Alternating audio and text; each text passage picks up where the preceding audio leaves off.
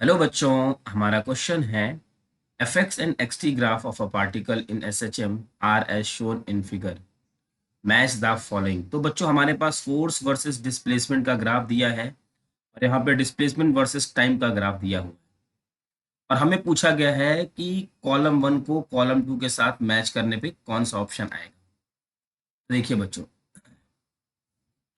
सबसे पहले जरा ये एफ और एक्स के ग्राफ को अगर हम देखेंगे और यहाँ पे एक्स टी ग्राफ, तो जो जो चीजें गिवन है उसको हम लोग लिख लेते हैं। यहाँ से हमको ये पता चलता है कि जो हमारा एम्पलीट्यूड है वो है 4 सेंटीमीटर। इसको लिख सकते हैं 4/100 मीटर। टाइम जो दिया है इसका 8 सेकेंड है। इसका जो टाइम पीरियड है वो 8 सेकेंड है। इस बच्चों इस ग्राफ से हमको क्या पता चलेगा? स्लोप। अगर हम स्लोप देखें तो एफ वर्सेस एक्स है और एफ की वैल्यू क्या है? एफ की वैल्यू है 10 और एक्स की वैल्यू है -1। तो हम ये कह सकते हैं स्लोप इज इक्वल टू -10। और हम एक फॉर्मूला जानते हैं, F is equal to minus of K X. तो minus of F upon X is equal to K. और के की वैल्यू यहां से आ जाएगी, एफ बाई एक्स क्या है? -10 और माइनस माइनस प्लस, तो के की वैल्यू यहां से आ जाएगी 10।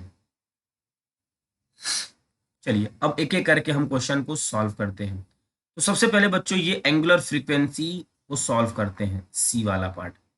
एंगुलर फ्रीक्वेंसी क्या होता है? Omega is equal to 2 पाई/टी।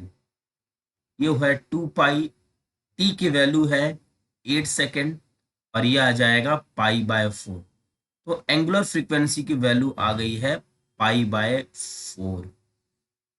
क्या ऐसा कोई ऑप्शन है? नहीं है, तो ये हमारा हो जाएगा टी। अब देखते हैं ए, मास ऑफ द पार्टिकल हमसे पूछा गया है। अब मास ऑफ द पार्टिकल के लिए हमारे पास फॉर्मूला है K is equal to M omega square. तो M is equal to K by omega square लिख सकते हैं। के की वैल्यू है 10 और ओमेगा की वैल्यू है पाई/4 का स्क्वायर। तो m is equal to 10 into 4 upon pi square और ये आ जाएगा 160 अपॉन पाई स्क्वायर। तो इसका आंसर हो गया बच्चों Q. B, maximum kinetic energy of the particle. जो काइनेटिक एनर्जी है इसकी जो मैक्सिमम वैल्यू होती है half M omega square A square. यहाँ पे सारी वैल्यू पुट करनी है हमें, सिर्फ हाफ। मास की वैल्यू हमने कैलकुलेट किया है 160 अपॉन पाई स्क्वायर। ओमेगा की वैल्यू है पाई/4, तो पाई/4। एम्पलीट्यूड की वैल्यू है 4/100। 4/100, यहाँ से ये कैंसिल आउट, यहाँ से ये कैंसिल आउट और ये होगा 80।